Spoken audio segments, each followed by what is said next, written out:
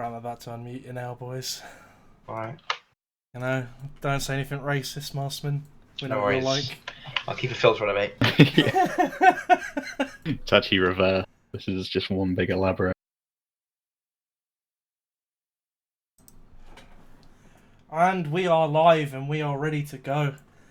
How's everyone doing in the chat? I should probably turn off my push to talk on TeamSpeak, actually. Just to make it a little bit... There you go. Make it a little bit easier on me. Ah. Wait. Smokes in chat, guys. Smokes in chat. Come on. Hello, hello, hello. Ah. Now it's not letting me talk. Right, never mind. I've changed it back now. Good old TeamSpeak. Fiction, what's wrong with my bed? There's nothing wrong with it, man. Leave it alone. It's fine. It works. It's made enough. Leave me alone. God damn it. Righty. So, should we get kicked off, guys? What should we start with? What should be the first topic of this fine evening? We should probably talk about the match to start off with. The 2-hour match yesterday. And I would just like to... I don't know if you can hear that motorbike in my background, but I'd just like to start off by saying I apologise to Maskman and 45th N. I said some mean things on that stream, but in retrospect, I've rewatched the stream and I've come to the conclusion that both sides were kind of as bad as each other. 90-second guys are not going to want to hear that. But I really do think that was a shit show on all angles, no matter who you were. Both sides could have considerably cut down the length of that match. So yeah, that's it. I'm sorry. I'm sorry for what I said. There's nothing outside my window, Glenn. You made me look. I think you called me a fucking terrible leader on stream. I did. I didn't mean it. It was after 2 hours of NW. Okay, I was heated. It was hot. I haven't brought myself to watch that stream. I was just told that you did. I'm not sure if it was in the second round or at the final bits, but yeah, I think most of the stream was alright, to be honest. Yeah, no, it was alright. To be fair, it wasn't. It wasn't as bad as I thought it would be. The first half was fine. I mean, we started rooting for the 92nd in the second half. Unbelievable. To try and get it to finish. Finish it. Yes, I'm the bad guy, guys. I'm the villain of NW. I'm sorry. To be fair, none of the criticism was unwarranted in any way. Both sides did literally nothing to break that stalemate. Yeah, it's not a case of 45th N or 92nd being innocent. I think both regiments, it wasn't good, guys. So yeah, you're both as bad as each other, but I should have spread the criticism equally. I'm sorry. Next time, I'll improve.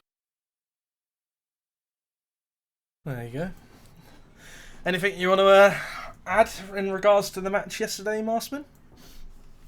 Me, well, 92nd brought a strong lineup. Of course, Peter caught on to the fact that he could just W key us into melee in the overtime, and we threw a 5-3 advantage, and it was a tough match. When it came down to it, I think from the 45th N, the leadership was, all right, not amazing, but not disaster. It was decent. I think the melee, with what we had, we didn't obviously have our strongest lineup, but at the same time, it was a decent lineup, and there was a lineup that we could win with. But when it came down to the melee, we were 1-2 up at the melee, and the 92nd, basically most melee rounds, comfortably beat us, and props to them. It was very well drilled, the melee, of course. Yeah, I think on paper, a lot of people would have guessed that 92nd would win that a lot more easily than they did, because they did have a better lineup, and on paper their leadership is in Peter is a lot more experienced. But the fact that you guys almost won, took it to overtime, I think a lot of credit has to be given. And from our perspective, on the 15th, our hardest match, and we've played you guys and the 92nd, was against the 45th N. We were kind of rooting for the 92nd as it was, because we didn't want to play against you again, because it's just it's difficult. I mean, it's any EIC match is difficult when you get to this stage. Like it does take a certain amount of skill to get to that point. To be honest, it really just came down to the day. I think the reason why we were winning relatively, not easily, but pretty handily in the beginning was we just getting really nice shots.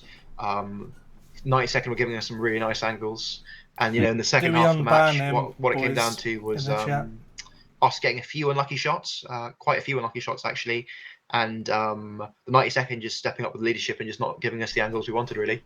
And you guys pulled off so many good shots that really was something I noticed. 90-second, they certainly I'd say in the first first half of the match, they really couldn't deal with it. They were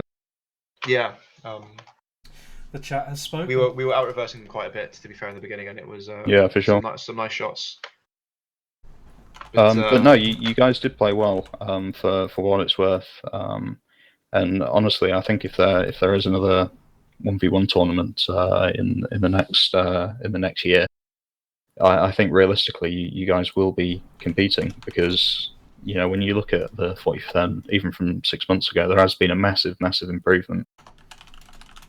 And to be honest, like I said, the 90-second is probably has the best roster in the game. So the fact that you're able to go toe to toe with that, it's admirable. Thank you. Yeah, had a good run of things. And it's nice to see regiments that were, completely casual. When I took my couple of years of leave from NW, I come back and they're actually at the top, taking dubs, taking Palmares off other regiments. So it's a nice thing to see, to be honest. There's nothing really wrong with that. No, just don't let these older generation people gatekeep you, I guess, is the key thing. Yeah, I think the key thing as well is the fact that 45th N, they're not good at this point, because they've had had a massive amount of old players come in, or old leaders taking over, etc. It's they've had some older players go in, but a lot of it's kind of 50-50 in regards to older players and players that have either come up through the 45th N or would be classified by a certain retarded section of this game as more new gen players. Yeah, completely. It's very much from the ground up and community based, but no, admirable. And honestly, I think, I don't know if we should really be going to this so soon, but in this RGT, I think you guys will probably do pretty decent. But I think for that, there's going to be some really good competition. 10v10, the top regiments, 10-man lineups are going to be insane. Tough. Yeah, it's going to be very like last year's one. It will be just as competitive, but I think we'll move on to that later. Yeah. Do you want to take over, Chris? No, well, I've already got the RGT thread up on the stream at the moment. We'll move to that in a second. I think the only thing I will say before we move on, just going back to the match from yesterday,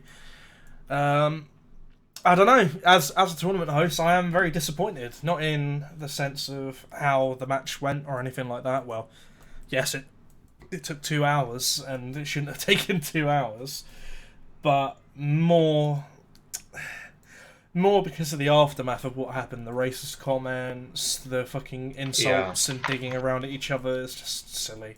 Yeah, it's really embarrassing. It is very embarrassing, and I'm not going to say who the individuals were that were doing it or anything like that.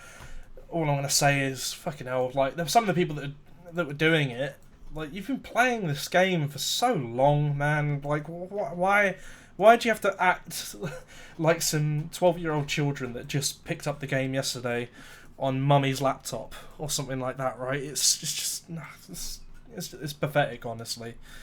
I mean, some jokes are obviously light-hearted banter, but I'm old enough and I've been around long enough to know the difference between them, and that some of you guys are just fucking disgusting and pathetic. And that's all I'm really going to say on that, to be honest with you. Yeah, I don't think there's anything else to say. I just want to add in towards that. Obviously, there was a lot of personal Tosh being hurled at me, like personal racist attacks towards me and the regiment in general. And I don't think anyone really quite deserves that kind of abuse at the end of the day, no matter what they've done, especially in a close, tense match like this. And I just really hope that, you know, this type of behaviour in tournament matches is not syndemic within, you know, 40th or even the 92nd, of course, you know, who you could say were more prevalent in this topic. But like, I hope it doesn't spread to other regiments, because we can't have this normalized. You know, this toxicity that happens in game, in all chat, on FSE, all this shit. All right, it literally pushes players away from the game. No one wants to come off. No one wants to come back from work or come back on a nice Sunday evening where it's sunny, to fucking hop on and then sit a 2-hour EIC match, and then at the end of it just get fucking used and abused in all chat. Like it's not fun, and it, you know, it just sucks the life out of the game. And to be honest, you know, most of us, we're all over 20 at this point, and we really should know better. And all these really fake apologies and whatever happens on FSC, obviously, you might see on the EIC thread that G deleted a bunch of comments between 92nd 40th and that, you know, carried on late to last night. Like that just does not make the competitive scene look welcoming, and it's actually kind of disgusting, considering that we've all been playing this game for quite a long time now, and that we should really be putting this kind of stuff past us. I think just to finish up on this, there's a lot to be said for winning with some grace. You know, there's losing with grace and there's winning with grace, and you know, you can't complain from the 92nd side. You can't complain about 45th and the camping or whatever, and then proceed to shit up, you know, the FSE or like racially insult people or whatever, because it's not on. It's kind of disgusting, to be honest. And on that note, we'll move away from the from the less positive stuff, and I'll just ask you, Maskman, what do you think about the final? Because I know you said that you might be streaming it. Yeah, I'd love to stream it. I think it'll be a good final. I just watched the I've just watched the 15th 92nd semi-final match of the top bracket, and I think if Peter brings out what he brought out today, I mean yesterday and the second half, where, you know, he stopped kind of giving us those angles, he kind of ran at us. You know, if he played like that against you and, you know, 92nd improve on their melee, because obviously against 15th match, you know, it wasn't an amazing melee, then, you know, they could really give the 15th a run for their money. Yeah, for sure. It's going to be a difficult one. You know, we're under no illusions for that. It's going to be, and everyone will probably be there. Well, from both sides, of course. And, you know, at the end of it, when you're playing 20v20, who has a better roster? I mean, 92nd have a lot of players at the top and at the middle. In my opinion, probably more than you. As I think I agree with you. Actually, they're probably the more stacked regiment on paper. I'd agree, 100%. And just to finalise now with the EIC thing, you know, congratulations for third place. I know it's probably bittersweet, but yeah. Well, to be honest, I will say, you know, coming into this tournament, especially after RGL, where we literally did non-stop group fights beforehand, and, you know, it was a tough, also RGL defeat versus 92nd. The motivation within the regiment to actually participate in EIC and in a 1v1 tournament, which we knew was going to be gruesome.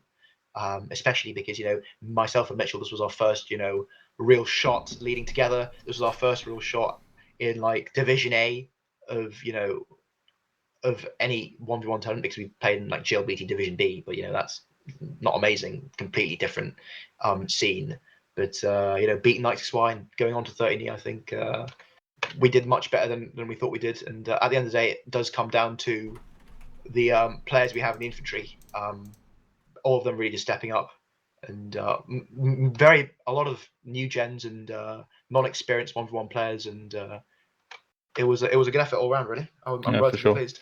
I think that's a strength of 40th then, to be honest, having so many new players with sort of desire to improve and continue playing. Anyway, Chrissy.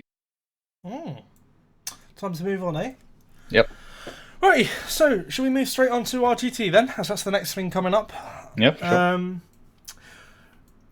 I suppose we can. Well, yeah. We'll move on from that. We don't need to talk any more about it. But yeah. So RGT, So, many of you and many of the regiment leaders would have known this has been in the works for a while, and everyone expected this to come in between EIC and the 2v2 regimental tournament, which Kincaid's going to be hosting with the 33rd. And we have a date for it. The thread's been up for a couple of days now, and it is the 20th of, I was about to say the 21st of June, the 20th of June at 7 p.m. UK time. And currently we have 14 sign-ups already. I know it says 13 applicants on the thread, but I'm counting also the 3PP which signed up not too long ago, about 40 minutes ago or so. So we're already at 14 sign-ups. We're looking for at least 2 more. I believe the 17th are interested. 19th are interested.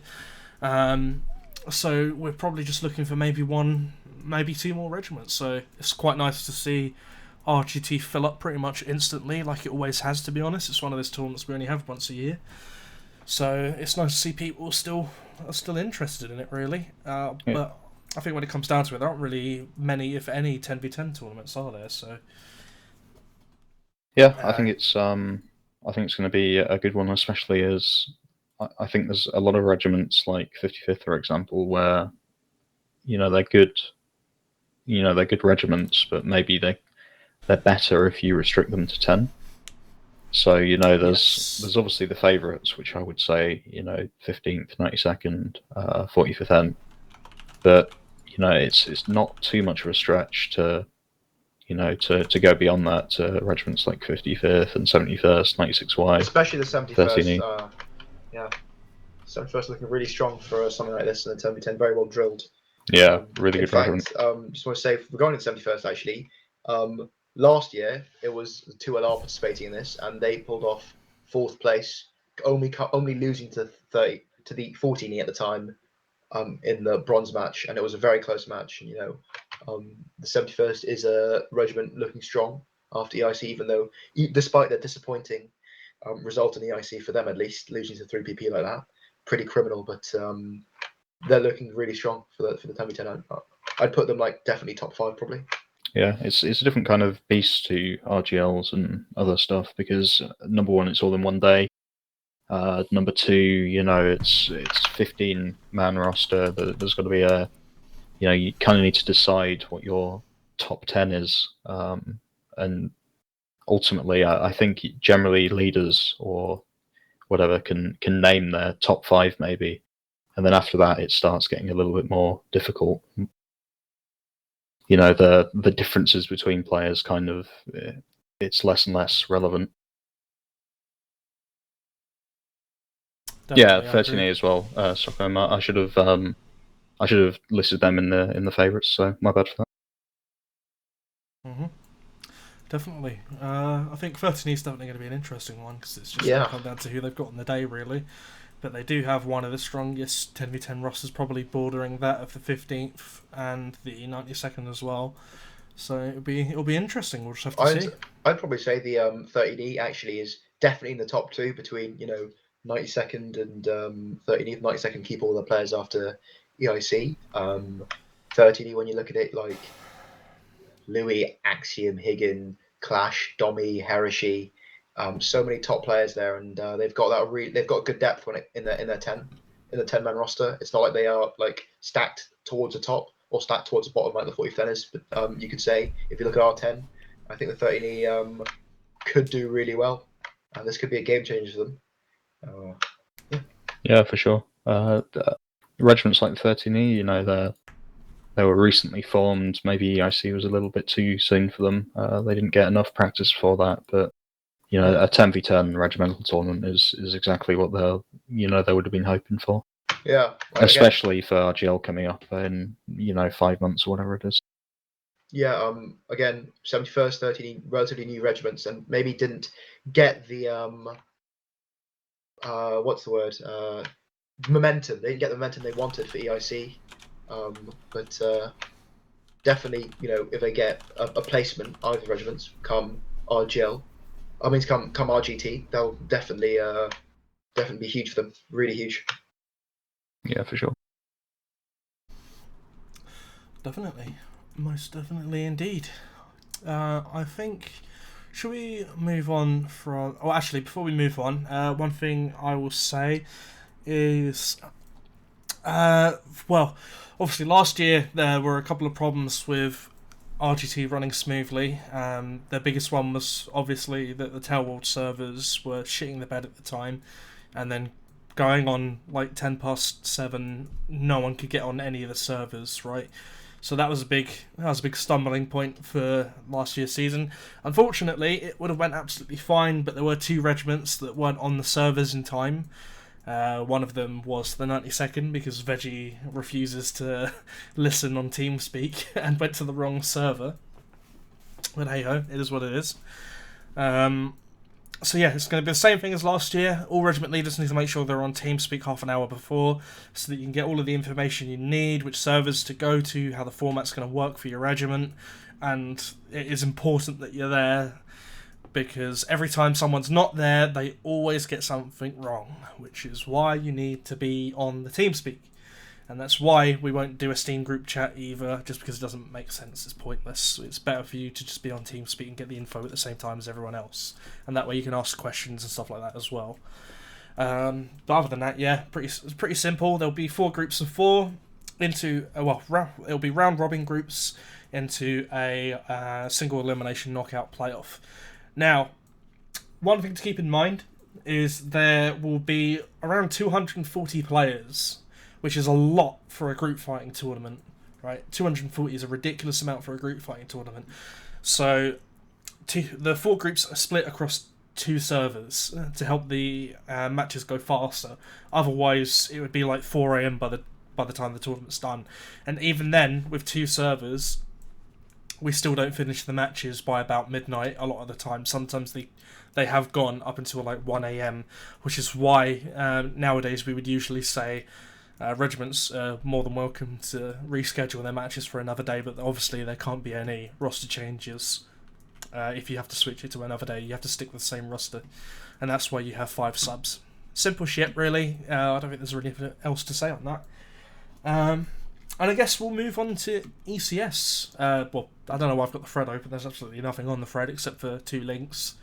One with the prize pool, one with the link to the stream where I explained it all. But essentially, what's going to be happening now is the format is now set in stone. 1 second. Jesus. Smoker's cough, man. I need to stop smoking. Right. So, ECS will be split into 2 sections, basically, for the first season. There'll be a play-in qualifier and then the main season itself. Now, the difference between... Yeah, Corona. The difference between the 2 sections of the season is, obviously, the point of ECS is to not only be a new kind of format to try and breathe a little bit of fresh life in with a prize pool and everything else. The point is to have about as good of a competition as you can have, really, in terms of skill. So, the point of the play-in is for seeding purposes, right? So the first 4 teams from there, I've got a little flowchart here, I'll put it up on the screen. It's not going to help you that much, but it might help explain it a little bit. It'd help if I got rid of my fucking camera. There you go, you can see it a little bit better there. So, there will be 16 teams for the play-in. They'll be split into 2 groups of 8. Now, as you will notice, this isn't any sort of round robin or something like that. It's going to be a straight single elimination. The 2 teams that win the bracket, the groups rather, get the first and second seeds of Division 1, right? And then the teams that come runner-up get the second and, get the third and fourth seeds, basically. And then the rest of the slots for the division will be the teams that qualify from Division 2. And that's the way it's going to work. Now, this play-in will be happening in July. I'm not sure what date. If I remember rightly, I think we were looking at doing it... Let me just get up my calendar. I think it was going to be on the 18th, but we need to just double-check all of that. But it's pretty simple stuff. 16 teams. Play your heart out. The better you play, even if you do qualify to the upper division, you're going to want to place higher because you're going to get easier seeds, which means easier brackets and everything else, right? So you're going to want to play your heart out, essentially, you know? Don't just sort of join the tournament expecting to get an easy ride through to the end, is kind of what I'm trying to say. Does that all make sense? If I kind of explain that all right, do you reckon? Or kind of hard to... explain. Yeah, no, that was good. What's the price pool at? The price pool's still at about €500 at the moment. 210 from the PayPal pool, and the rest will be put in from myself and Peter. So about 500 for the start, for the first season. Considering the first season's just a test run, I think that's a pretty good number, to be honest with you. Considering what other tournaments are there with prize pools, 500's a lot more than 0, right? So Yeah, for sure. Yeah. It should be good. I look forward to seeing how I don't believe there's any sort of roster locks on too many top players in quotation marks. So it'll be interesting to see what happens. Will the entire community stack? Will there be 2 giant stacks? Will everybody make like minimal teams to try and maximize as much money as possible? Who knows? Should be an interesting one. So, for those of you that didn't see, it's a 6v6. You get 2 subs, so it's rosters of 8 men in total, no more than that. And one thing to keep in mind as well is if you make a team for this, you're going to want to stick with it for the long run. Because let's say you qualify through the play-in, for example. If you swap out a certain number of players, so the way it's going to work for the rosters is you need to keep a majority of the players that you started with. So let's say I sign up with a team of 8 and I swap out 5 of those players because they don't want to play with me anymore for when the actual proper season starts, then you lose your slot.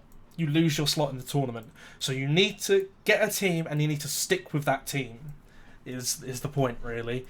You can't just make a team for the tournament and then just disband immediately after. You need to stick with that team across the seasons, otherwise you lose your slots, and that means you won't get you'll have to re-qualify, and you're gonna have to play twice the amount of matches if you have to re-qualify.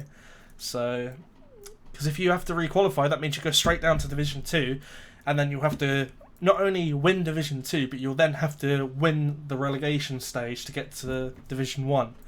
And the way the relegation stage works is the 4 top teams from Division 2 and the 4 bottom teams from Division 1 will play each other in a double elimination bracket to see who's going to get those slots in the next season for the upper division, right? And bearing in mind, the lower division, you don't get a prize pool.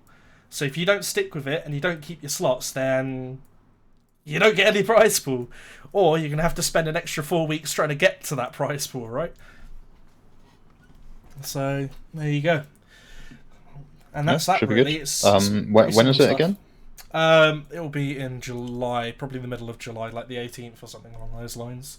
Okay. I need to check in with Volleyball and the tournament group just to see what dates are free.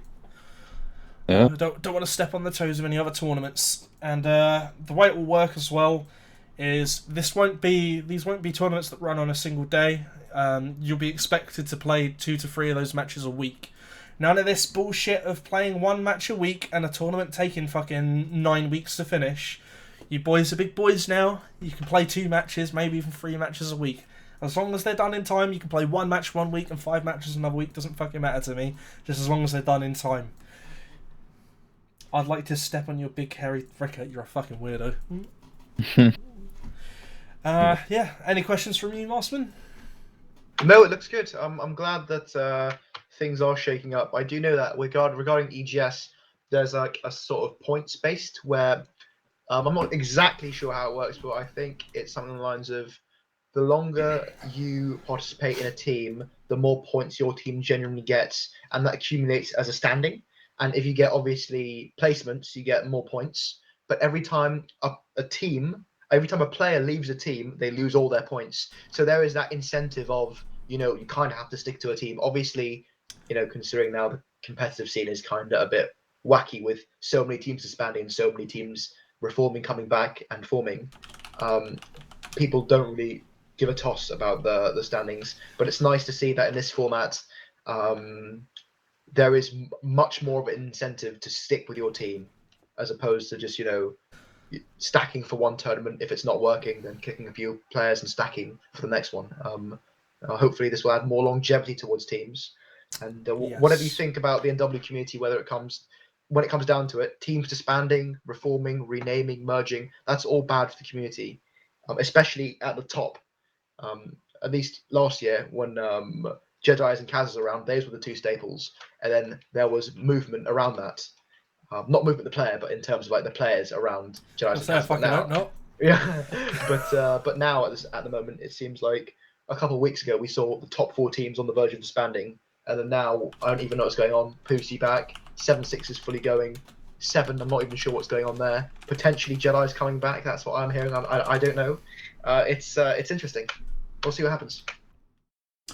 Yeah, definitely. And going back onto what you were saying before about points and everything else. So what we'll do is the 2 substitutes you can basically swap in and out for free, essentially, just because this will be running for multiple months, so there does need to be some sort of leeway with the rosters in that sense, just because, real life things happen. We don't want to be that much for cuck, essentially. But if you swap out any of the starting 6, then you start getting penalties. And the way it will work is, let's say we swap out 2 people from the main roster, then you lose 20% of your seeding, essentially, right? So I've got open on the screen at the moment the player ranking and stats page, and there'll also be a section on here about the team rankings and everything else, which will be done based off of, obviously, the performance of the players, the performance of the teams, and everything else. And it will all be listed on here, kind of like how NWWC does it. And what will happen is, so let's say you get that 20% penalty because you swapped out 2 players from your main roster, then that will affect your seeding for the next season of the tournament. So let's say you were seed number 8 before, then you might go down to seed number 10, and you might have to play a harder bracket, for example. That's just kind of how because that's how seeding works, right? Yeah, and that's the way it's going to work, basically.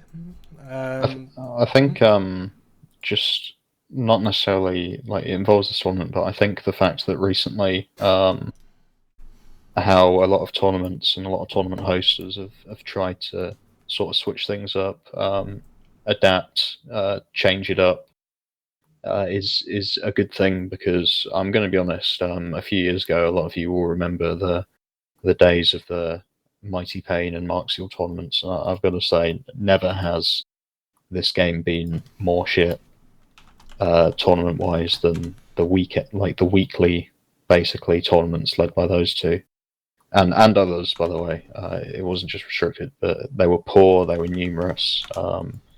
It was terrible. So the fact that, number 1, we're not over inundating it with tournaments, and number 2, there is a genuine effort to make these things better, do stuff like prize pools, etc. I think it's a really, really good thing.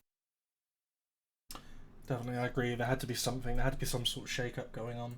Yeah. It just wasn't fun. There was no need. At least with stuff like this, there is something for for example, the most recent tournament. I know it was supposed to be a multiple day affair, but unfortunately the Champions League stopped that. The fact that there was a proper lower bracket and whatnot, it meant that some of the teams that perhaps would have only expected to play 3 matches and then have to leave, they got a little bit more of a chance. So yeah, this is a good thing. Definitely. And I've just made a command for the chat, by the way, guys. So if you do ! prize pool. Shit, that's not an exclamation mark. Yeah, that's a one.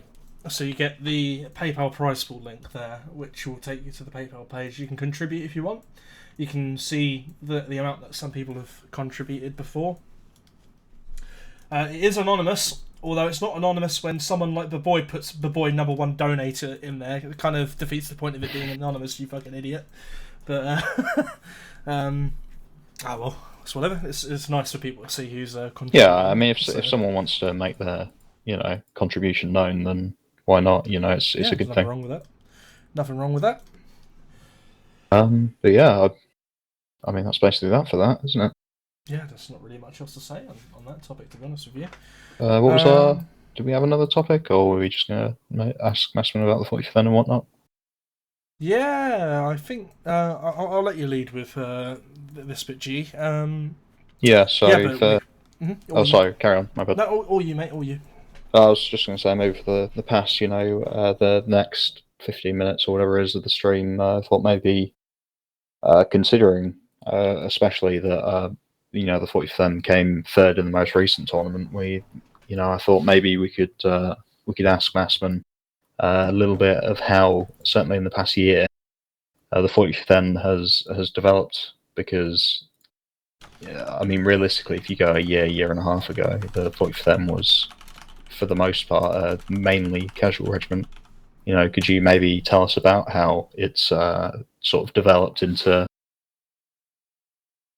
Yeah, so I guess the 45th really just started off a bit of competitive in November of 2019, and we dabbled a bit in that. And obviously, the first lockdown, a lot of old players came back to the regiments, and lots of good things happened, and we managed to pick up a lot of players. But I think the key thing with the 45th, which we're really proud of, is like the assimilation within the community. Of course, the 45th is the biggest regiment at the moment.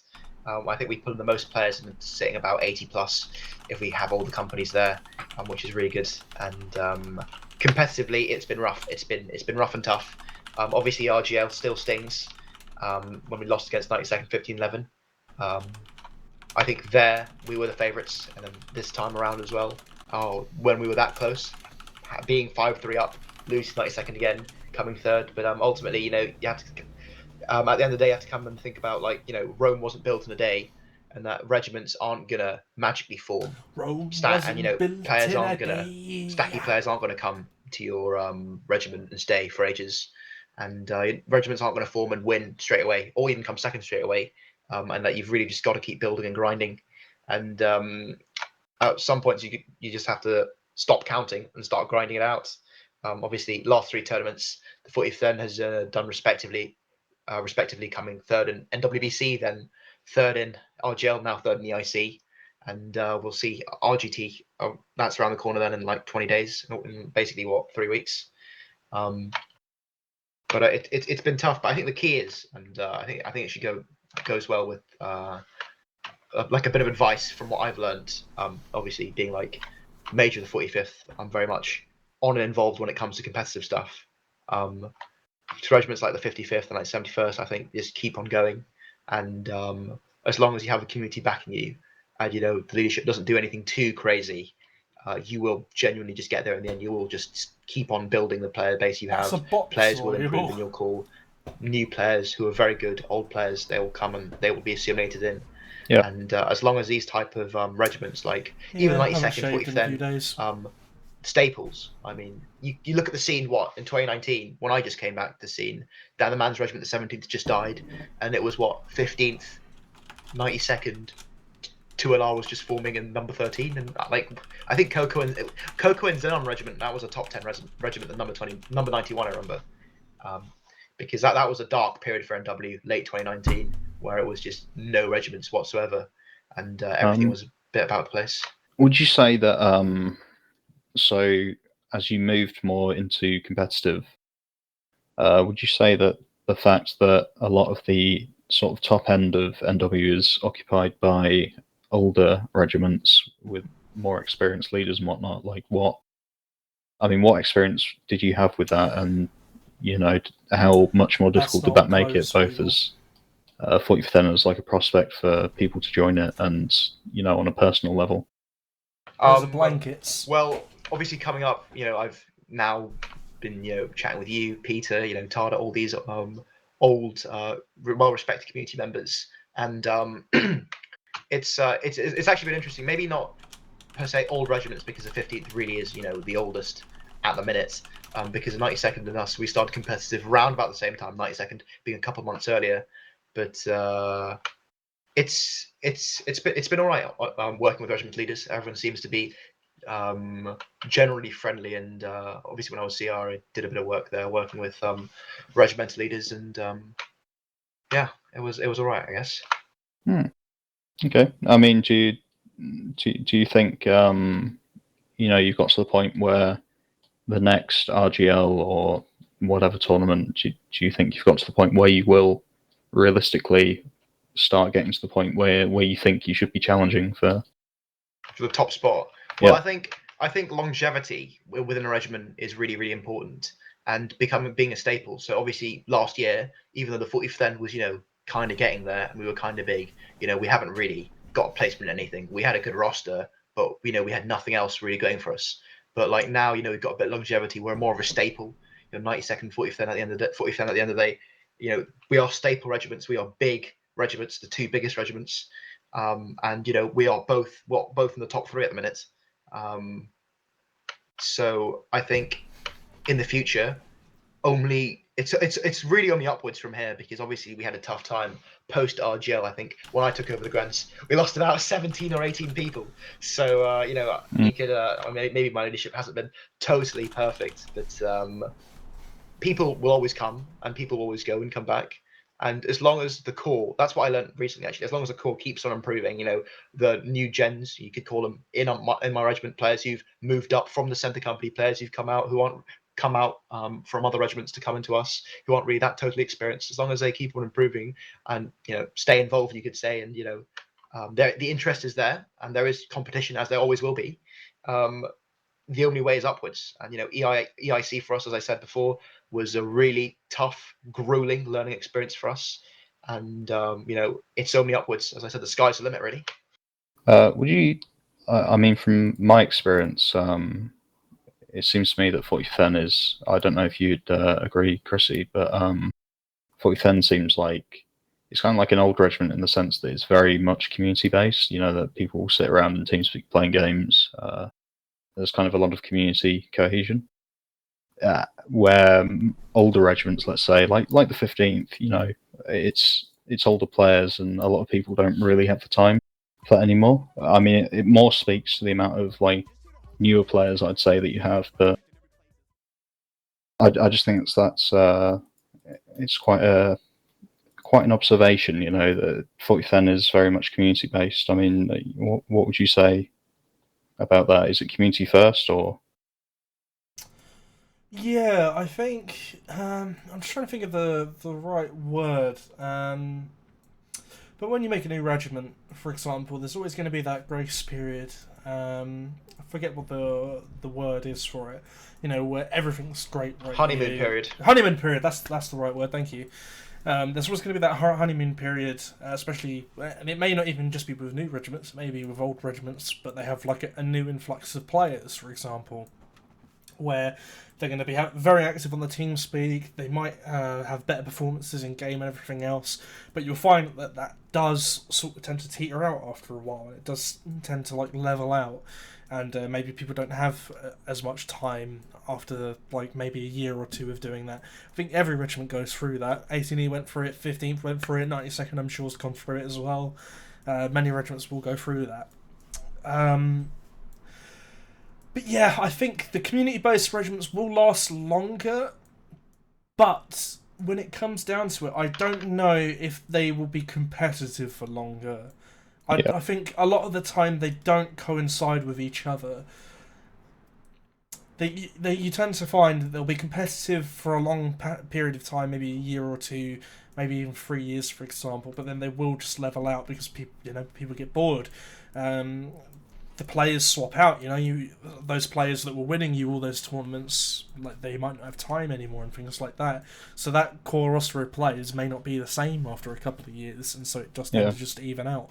I mean, the question for me has been what for winning tournaments. I mean, you guess from the 15th winning that for winning things and playing competitive, is it better to have a regiment with multiple companies and multiple, hundreds of people, etc., etc., or is it better to be a smaller, tighter knit kind of deal? Because from my experience, like obviously you look at the regiments now and the competitive regiments now, 92nd, 45th being really big beasts when it comes to dominating both competitive and casual, play. Like we're both very big regiments, and somehow having big center companies, having big lights companies, having big cav arty companies, it somehow works out. And within the 40th, at least, how it works is just having a pool of players in the center. Not saying that the center company is a B-Tech version of the Grenadier company by any means. The center company is a line battle regiment and always will be a line battle focused regiment. We get more players, believe it or not, to our historical roleplay events than we do for group fights. But having this big pool of center players and of players who, not only might have the time and motivation, but also the skill to potentially get better, and picking and choosing from there, and assimilating them into your Gren company, because that is really key. Because from what I understand, it is if a player gets good in your regiment, they have a natural affinity to stick with that regiment throughout. Like all of our if you look at our roster now, all of the players that realistically got good in our regiment, players like Achilles, players like Snickle, they're all going to be loyal to the 40th to the end. I hope and I pray. But I guess when it comes to it, big regiments nowadays just work. Yeah. All I'd say is I think 45th and 92nd are very similar, except for 92nd perhaps should have won something, but have been incapable of winning anything for like a year and a half now. Does it suggest that bigger regiments are less suited perhaps for winning tournaments? I think the problem, in my opinion, and one thing that gets overlooked as well, is when it comes to bigger regiments, it's all well and good being a big regiment like that, but a lot of the time you tend to find that people's motivations don't always line up. And what I mean by this is, like you were just saying there, Maskman, you have a good group of players that prefer doing things that aren't competitive, right? They enjoy the normal line battles, the reenactment stuff, or whatever the fuck you do. But there needs to be a divide between those players that doesn't overlap. Let's say your Grand Company, for example, doesn't get the attendance anymore, so you start dragging people out of those other companies that maybe don't enjoy doing those events as much. That can make or break a regiment, and I say that out of seeing it happen many and many times over the years. And I mean, it happened with my own regiment. Most of the people in chat would know the 83rd. The 83rd was a largely pubby reg. We brought about 90 or so people to an event every single day. But the reason why it fell apart is because a lot of the people in the line, a lot of people in the rifles and the cav, they didn't want to do the NWL, they didn't want to do the RGL and stuff. So they all just sort of left and they just stopped playing because they didn't like that they were getting those were mandatory events they felt they had to go to. And so that, I think, is what you need to watch out for with the 45th and the 92nd as well. If you do have those casual players, don't burn them out doing things they don't want to do, because that can kill your regiment faster than you'd expect it to. Other regiments that I would say are fairly similar to this. 51st was fairly similar. Obviously, a large group of players, most of them came to and from the 2nd. A lot of them didn't want to play these comp events, but they did a lot of it, and they got a lot of hate for it because all they would do is camp and run away, and that burnt a lot of their players out. And so that's one example I'd use. Just trying to think of any other big ones. 33rd is actually an example I'd use as well, because although 33rd's been around for such a long time, only people that have been around for a long time would actually notice how many different leaders and how many different officers they've actually gone through. It's quite a staggering amount that you wouldn't quite notice. Like, Mr. Stefan did a whole big reform of that regiment back in 2014, 2015, and it burnt a lot of players out. They went really far down on their attendance and everything, and it only started to go back up again when they stopped focusing on all those comp events. So I don't know if you had any thoughts on that as well, G. I think it's just the players' motivations and the leaders' motivations, they need to be together. Otherwise, that can create divides in big regiments. Yeah, I think it kind of evens it out, the community aspects and other aspects of leading bigger regiments. But I think there is a slight, it does slightly harm your chances of winning tournaments in general. But yeah, that's not to say that neither the 43rd nor the 92nd will win tournaments. I think it's possible. I think it's kind of almost like operating with a handicap, though, if you know what I mean. Mm-hmm. But yeah, no, we shall see in the future, I guess. Yeah, I was trying to sort of bring that in with your the conversation you guys were having before about longevity versus short-term goals. It's all well and good having longevity, but that doesn't always mean having a better regiment in a sense. Because, like we were talking about, before, people just get burnt out, people move on. That's just the way it works. Yeah. Any thoughts on that, Maskman? I think there are pros and cons for longevity, but I think as it works with like 45th and 92nd now especially, but now of course the 15th have been around for ages. People generally tend, if they come back to play NW, because a lot of the good players we get nowadays are players who come back who are old players. If you come back to NW, realistically, you're not going to be wanting to join a one-trick pony kind of movement-esque regimental, one tournament mixed berries regiment. or wild berries. You'd probably want to be joining one of the staples where you could see what's happening. It's very hot today. I felt like having not feel too pressured to be attending all the time, especially in these big regiments. That's the beauty with 40th. Then we're not in the Grens, but in general, we're so big. Of course, you're not pressured to come. And I think regiments like the 92nd, regiments like the 40th, then we are quite well suited in taking in, old solid players into our Gren companies and assimilating them in quite nicely, because no one wants to come back to NW, play a couple of weeks and realize the regiment's disbanded. If you come back, chances are you'll be back for a bit. That's actually a good thing actually about NW today, is the amount of regiments that disband and reform constantly is very, very few and far between.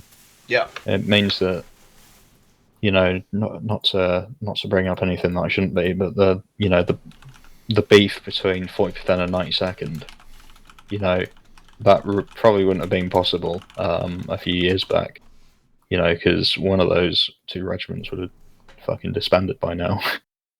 It's a very bad thing, the beef, but at the same time, it's kind of a sign of how stable the community's been that it's happening. Yeah, 100%. I think the longevity aspect helps. I think forming, like, for example, Chrissy's 27th or 18E, I think that's a really hard task to do, just to form an EU-based competitive line infantry regiment now than maybe it was before, because obviously getting the core of players, getting the players, and obviously getting the mercs and trying to assimilate them into the community of the regiment, that's going to be so tough. The reason why the 40th has been alive for so long, quite frankly, is because we're big. We've got basically an endless pool. It's because so many people coming in, but also even going out, movement within the regiment. Well, not movement of the person again, but the actual movement of people coming in and out, that drives people to get onto us. Ooh, who's joined? What's going on? New people in the team speak. The new people in the team speak tend to stay in the team speak for a long time, because there's that honeymoon period of joining a regiment, and then they potentially get either leave or get assimilated into the core community, and that just builds and builds and builds. And that's why go to the 40th NTS at any time of the day, and there will be 10 plus people always just chatting pure shit. Even up to late last night, for example, on FSE, there were lots of people in the 40th NTS not really too pleased, nonetheless. But it just builds and it snowballs, I guess. That's good. Get bigger. I think having interest and having passion, I guess, for it is, even sometimes when it's misplaced, it's a good thing. Not when it's done, when it's used for bad things, but I think just having so many people that are still kind of enthralled with the game, is how many years after it was released, it's insane, really. Yes, it's when it comes to, obviously you mentioned 27th and 18E before. My mistake with the 27th was forming it before it was ready, because a lot of the players, obviously from the 18E, have been playing the game for so long, they're fairly burned out and they weren't quite ready to come back yet. So that was my mistake with the 27th, was forming it before it was ready and not having the players to keep it going for a decent amount of time. When some of those players that had been playing for like 6 months non-stop wanted a bit of a break, there was no one left to play, so I had to pull us out from even attending my own tournament that I host, right? So And that's why things such as EIC and ECS, I think, are big, more important than ever right now, is because we're getting to that point where the game is, I mean, the mod's older than 10 years now. It's the mod came out in 2010, so like, I mean, I've been playing this game for 11 years. Obviously, I've had breaks here and there, but there are players that have never had a break. You know, and eventually it is gonna start to make a bigger impact than it has over the last couple of years. I think we've kind of had it pretty lax for the last few years. I think I would have expected the EU scene to drop in terms of like its numbers and attendance and everything a lot more than it actually has. Especially when you consider EIC got 26 regiments sign up, and actually we spoke to about 30 of them. The only reason a few more didn't sign up is because it was already full.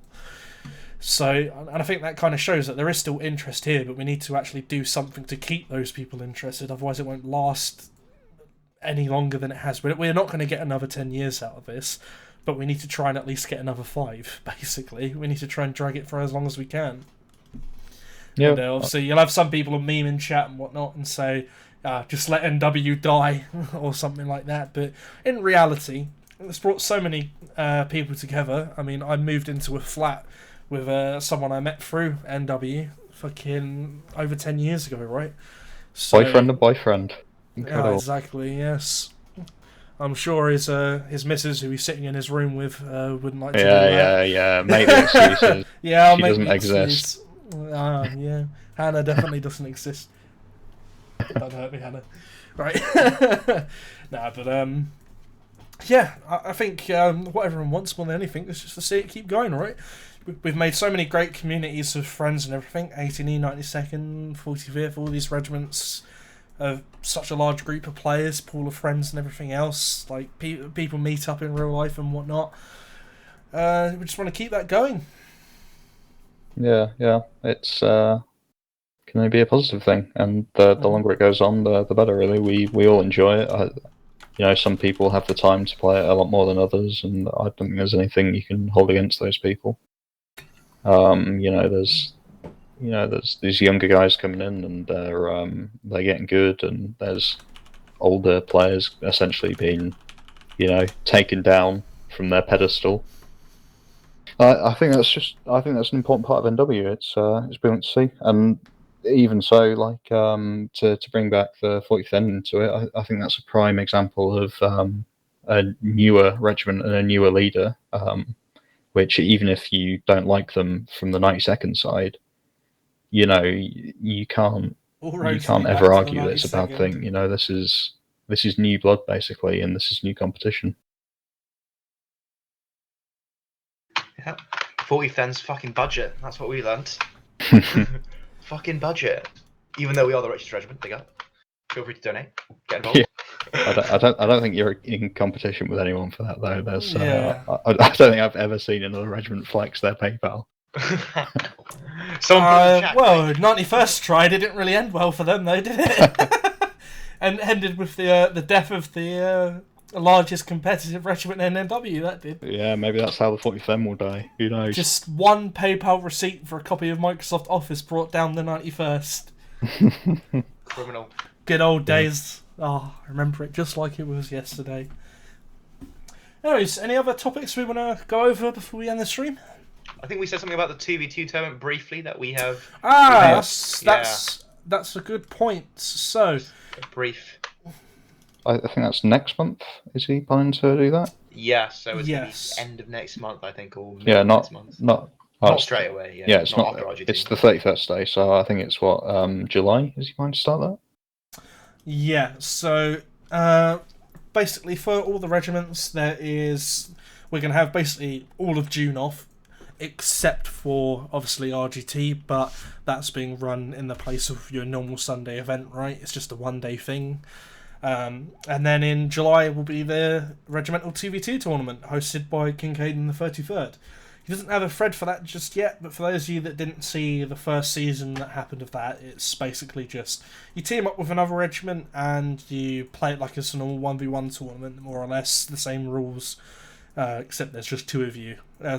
2 regiments on one team instead of 1. It's the only real difference, right? I'm hoping for that that regiments like the 45th and 92nd will be able to play with their centre companies. Their own lines. I think. I completely agree with Yeah, that. I think it will give them an extraordinary advantage over the other teams. But I think with a 2v2 tournament, I think it's it's a less competitive competition, if you know what I mean. And Exactly, and you might as well get everyone involved. Yeah, for sure. And there should be a competitive benefit to to having a big regiment like that. Otherwise, what's the point? Exactly. That should be like half of the point of doing it. So, and when obviously a thread was made recently, was it like a month or so ago by Kincaid, just sort of testing the water to see what people would want to see in terms of like the teams and everything else and the seeding for it. And obviously there were some debates about letting 15th and 77Y team up again. There's some debates about letting regiments take their centre companies and their Gren companies. And I think when it comes to skill gaps and differences, let's say, obviously, we all know that the 92nd and the 45th centre companies aren't going to be as good as their Gren companies, and they might not match up to regiments like the 15th. But that should be the skill gap should definitely be made up for in terms of cohesion and everything, right? You're showing the same team speak. You've got whisper going on. There's coordination there, and to be honest with you, it's like one of the only times in years of playing the game 5 times every week you'll actually get a chance to have both of your lines in a competitive setting. And to be honest with you, if this happened back in like 2017 when the 18E still took multiple lines, I would have been really pissed off if they would have told me, no, you can't use both of your lines for the reason you made them. So I for one definitely want to see 45th and 92nd excel with both of their lines, and as well. Yep. Yeah, they're not the only ones as well. You've got 16th as well, can take multiple lines, for example. Yeah, they've got 3 centre companies. It's 33rd. Yeah, they're fucking mental, them lot. I don't know if 33rd will. No, don't. Okay. No, they're not that big anymore, unfortunately. No, they're not quite that big. They've only got 1 line, Cav, and the skirms, don't they? Mm. So unless they put their skirms with Irati and made 2 lines that way, but I mean, if we're going off of like history, the 33rd have always preferred to bring less and have a better impact. So I don't know. I don't think they'd want to do that. I don't know. I mean, that's up to Kincaid. Can't really speak to him. I think if 43rd and 92nd can play with their centres, it would give them a massive advantage, like I said. But I think it should be allowed. Yeah, I think the general consensus is that, across all on the FSE thread. I mean, it's not gonna. It does more good than harm, really, because Yeah. Someone in the chat, I don't know if that's true, but someone in the chat said apparently the 33rd don't even have this. No, they do. They do have skirms. Spoons needs that. That's still about. I was going to say, like, this is like the only reason Spoon still played the game, so I'd be freaking surprised if they didn't have it. Right. I was being lied to. Aside from that, I think we're pretty much gone over everything. Yeah. So until next time, maybe we can get someone else on. Yeah, we'll try and get a few more topics for next time. Shall I ban the liar Pluto? So let's get rid of him, Pluto. We'll try and get some different people and some different topics for next time. But I mean, this is kind of the reason why I don't want to have the podcast run every week like we kind of originally intended. The issue with it is you just kind of run out of things to talk about, right? So it's not like with big esports like Counter-Strike, for example, where we can talk about things like roster moves and whatnot all the time. It's just not that deep, is it, for NW? But when content comes up like today, we'll do it. We will do it. When we talk about the 84 versus the A2E, that was a shocking match, Glenn. A glorious match. 4-0 down. We got banned for playing players that we were told could play. It was outrageous. I read that. That was pretty criminal, actually. That was pretty criminal. Even if one of those people that told me he could play was Glenn, who we were playing a match against next. They got the 84th, of course. Anyways, I think we'll just leave it there. Any signing off thoughts from anyone? Yep. Thank you everyone for listening. Thank you, BidBig, for sitting through the entire thing despite not actually playing the game. I know you're my biggest fan, man. Shout out. Shout out to Peegs, that man, the myth, the legend himself. All right, see you guys later. See you guys Right, later. see ya.